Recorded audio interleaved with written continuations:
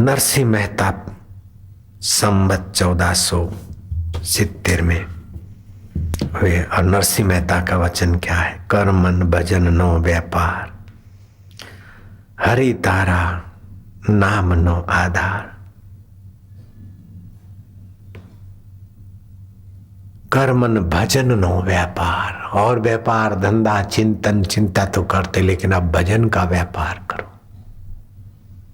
किम लक्षणम भजनम, रसनम लक्षणम भजनम। भगवत रस आने लगे, भगवत ज्ञान बढ़ने लगे, भगवत प्रीति बढ़ने लगे, भगवान के निमित्त हम सत्कर्म करने लगे। पांडव वन में दुख की अवस्था में है, फिर भी दुर्योधन से ज्यादा सुखी है, क्योंकि भजन का रस है। श्रावण का महीना था और ढूंढ निकालना है कोई खास शिवालय को, ओम नमः शिवाय करके बेली पत्र चढ़ाना है। धरती के उस शांत अरण्य में कोई दिव्य मंदिर था और उस मंदिर का दर्शन करने को इंद्रदेव आया और वातावरण देखा कि पूर्व काल में कोई ब्रह्मज्ञानी महापुरुष भी यहां आके गए। ब्रह्मज्ञानी की दृष्टि अमृतवर्षी। यक्ष, इस मंदिर के आसपास के वातावरण की सुरक्षा के लिए मैं तुम्हारी यहां नियुक्ति करता हूं। हो सकता है कि पांडव विचरण करते करते इस सात्विक भूमि में आ जाए, द्रौपदी आ जाए। द्रौपदी का रूप लावण्य सौंदर्य देखकर कोई दुष्ट आ जाए। रक्षा करना इस माहौल की। यक्ष, मेरी आज्ञा है तुम्हें। यक्षों के पास दिव्य विद्या होती, जब चाहे दिखे, जब चाहे अदृश्य हो। और मनुष्यों से तो कई गुना बल होता है। मनुष्य की ताकत नहीं कि दीवार में घुस जाए, मनुष्य की ताकत नहीं कि आधा शरीर दीवार में आधा बाहर। मनुष्य की ताकत नहीं इतना भयंकर हो जाए और फिर ऐसा न करण कुंडल से हो जाए। यक्षों में वो ताकत थी। ऐसा यक्ष उस मंदिर के शिवालय के इर्द गिर्द चौकीदार की जगह पर नियुक्त करके गए कि कम से कम ये सावन महीना इसकी सात्विकता की सुरक्षा करना। हो सकता है कि पांडव घूमते घूमते यहां आ जाए। और दुष्ट दुर्योधन के मन में द्रौपदी के सौंदर्य के प्रति ललक है।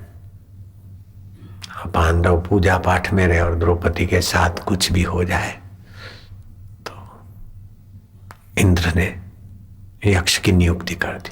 ऐसे सीता जी लंका में थी, अशोक वाटिका में, तो इंद्र ने नियुक्ति कर दी कि सीता जी राक्षसों के हाथ का तो खाएगी नहीं। इंद्रदेव, इंद्र को कोई साधारण मत मानना, उनकी सज्जनता का भी बहुत बड़ा महत्व है।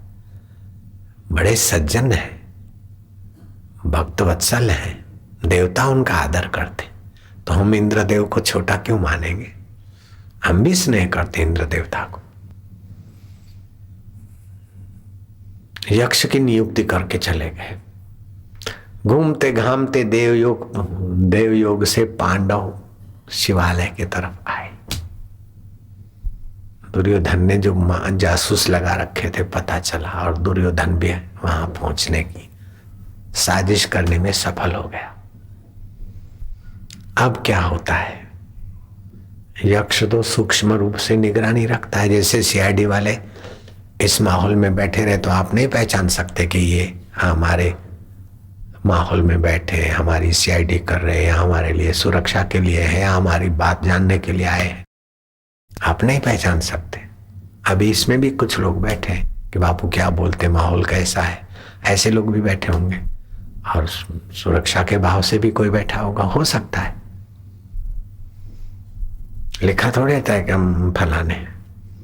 ऐसे यक्ष भी अपने ढंग से, अपने रूप में, अपने भाव में। तो देखा कि पांडव तो गए मंदिर में। अब द्रौपदी के रूप लावण्य पर मुग्ध होने वाला दुर्योधन फलानी जगह पर सेट हो रहा है, द्रौपदी को देखेगा और मौका मिला तो कुछ भी कर सकता है। यक्ष ने अपना यक्षपना दिखाया, पकड़ा उस दुर्योधन के बच्चे को, ले गए साइड में, अपने पैर लंबे किए यक्ष ने। हम दुर्योधन को सामने बैठाया, आमने सामने, मानव रूप में, जिस भी रूप में रूप बना सकता है। और दुर्योधन के पैर, दुर्योधन की टांगे इधर, यक्ष की टांगे उधर, और रस्सी से बांध दिया अच्छी तरह से। आमने सामने पैर बंध गए और यक्ष ने अपना दाव खेला। दुर्योधन के पैर बंधे, यक्ष के दबाव में आया है और वह यक्ष ऊपर उठा तो दुर्योधन कैसा रहा होगा? सिर नीचे, और यक्ष चलता जा रहा है ऊपर को, और दुर्योधन लोलक की नहीं लटकता झूलता चला। भीम मंदिर से बाहर आए, नजर गई, अरे दुर्योधन मेरा हरीफ इतना ऊंचा, बोले रो अर्जुन भैया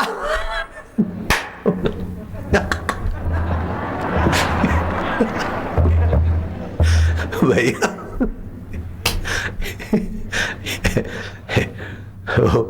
लोहे का पुरुष बनाकर उसको गदाएं मार मार के भीम से लड़ने की तैयारी करने वाला।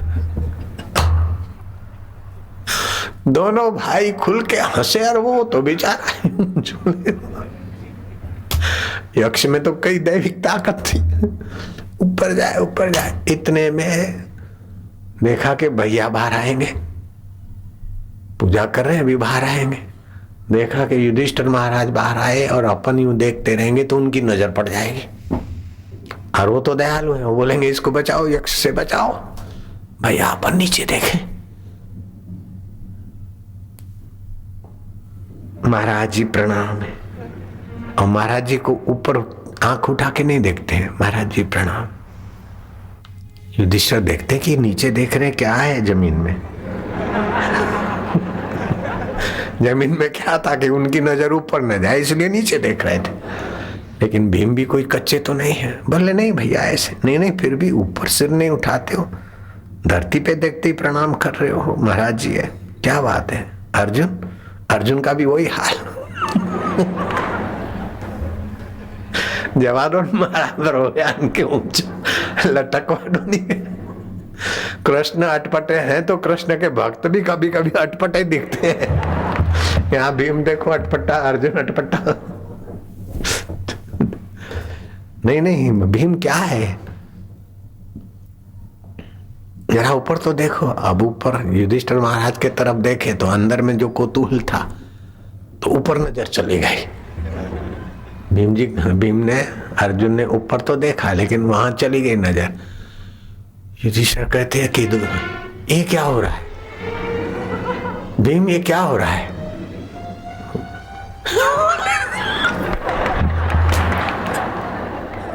अर्जुन ये क्या हो रहा है। देखिए, अरे बोले हंस रहे हो, अपना भाई बेचारा जवा दो पहला કે ના ના એમ થતું હશે। દુર્યોધન બિચારો યક્ષથી બંધાઈને ઉપર જતો રહે, શું દશા થાય ને, ઓક્સિજન ના મળે, બીજું ના મળે, ની ભૂંડી દશા થાય બિચારાની।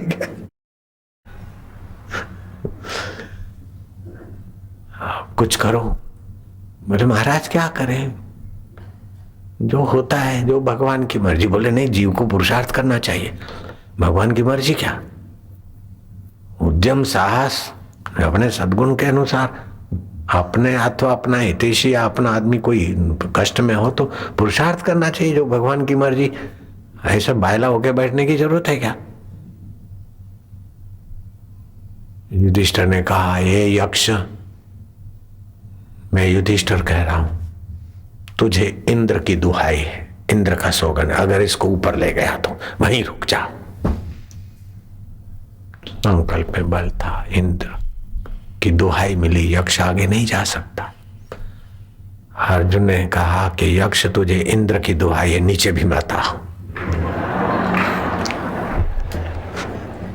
भीम कहते वाह भैया वाह, अर्जुन अब तुमने रोक दिया, हमने ऊपर जाने से रोका, तुमने नीचे आने से रोका। वो भीम की क्या दशा हो, दुर्योधन की क्या दशा होती होगी। अर्जुन तेरे पास विद्या है, धनुर्विद्या, भैया जल्दी करो, बाणों की ऐसी ढाल बना दे कि दुर्योधन उस पर पैर रख के पहुंच जाए नीचे। भीम ने दखल दिया कि भाई श्री, वर्षों की वनवास की ये तड़प और वो धनुर्विद्या, उस प्रकार की विद्या ये भूल गए हैं। जाओ अपने गुरुजी के पास चले जाओ भैया, जल्दी जाओ, दौड़ो दौड़ो दौड़ो। अर्जुन चले गए गुरुजी के पास विद्या को रिन्यू करने के लिए। और दुर्योधन घड़ियाल होती है ना लोलक जैसी, उधर मजा लेता रहा। आखिर युधिष्ठिर है, 5 पांडव है, लेकिन उनमें देवत्व तो है ही। आसुरी शक्ति अलग है, देव शक्ति अलग है। अर्जुन का युधिष्ठिर का हृदय पिघला और अर्जुन ने बनाई वो स्थिति, क्योंकि यक्ष तो आ नहीं सकता और वहां से खोल के छोड़ दे तो दुर्योधन का पुर्जा पहचानने में नहीं आएगा।